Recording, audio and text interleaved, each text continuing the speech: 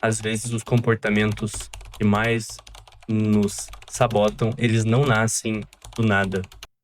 Eles são, na verdade, o resultado de um acúmulo de medos sobre o mundo, sobre nós mesmos, que a gente foi empurrando para o fundo da nossa mente e que muitas vezes a gente fingia que não existia. Então, aquela voz que diz que você não é inteligente o suficiente, que você não é atraente, que você pode perder o seu emprego a qualquer momento, e é perigoso se entregar para alguém em um relacionamento, por exemplo, até o medo que algumas pessoas têm de entrar em um elevador.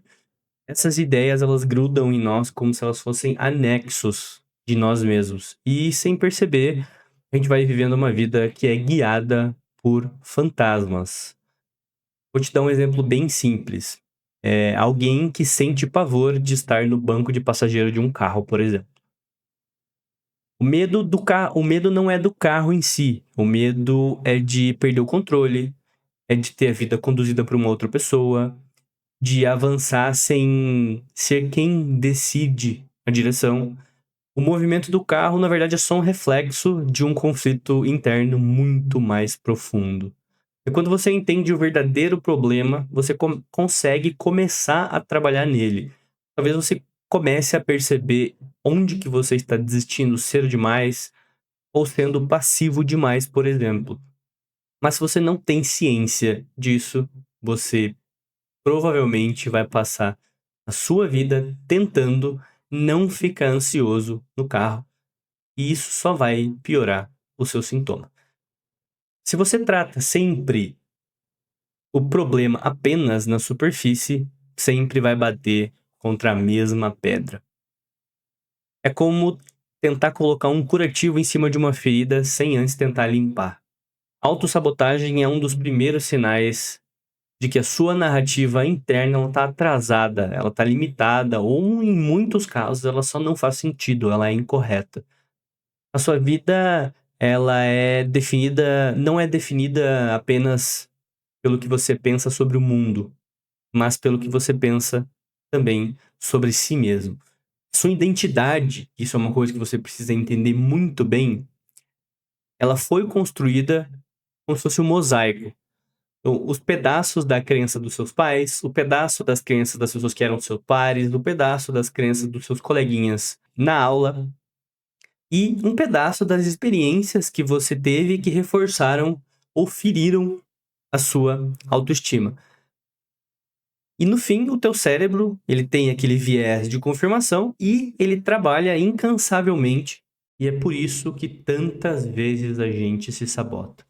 Porque frequentemente nós associamos de forma inconsciente e errada o objetivo que a gente quer atingir com uma identidade que a gente acredita não merecer. Eu vou te dar um exemplo na prática de como isso funciona. Se o seu desafio é ter estabilidade financeira e nada parece dar certo, provavelmente não é só sobre dinheiro, é sobre o que o dinheiro significa para você.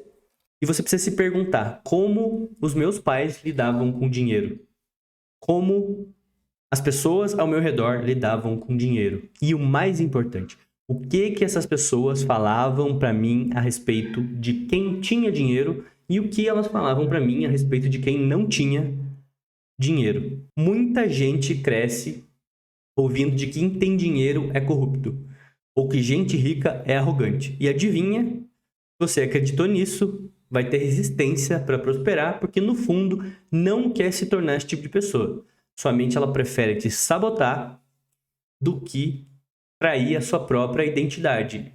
Identidade é aquela que foi criada em você. A sua autoimagem foi criada baseada na percepção das outras pessoas sobre a realidade delas. Então, a ansiedade em torno do tema que você mais se sabota costuma ser o reflexo direto dessas crenças limitantes. E a saída, você precisa reconhecer quais são essas narrativas internas. Você precisa desafiar essas narrativas internas e substituir essas narrativas por algo muito mais verdadeiro. Primeiro, nem todo rico é corrupto. E justamente porque existem pessoas que usam mal o dinheiro, é ainda mais importante que pessoas boas, com boas intenções, tenham coragem de conquistar o dinheiro. Quando você começa a questionar essas crenças que você tem pré-existentes, você percebe que, na verdade, elas são totalmente ilógicas. Mais do que isso, você entende que, na verdade, tudo isso são um monte de corrente que tem ao redor de você, invisível e te segurando, e isso vem te impedindo de, no fim, atingir o teu real potencial.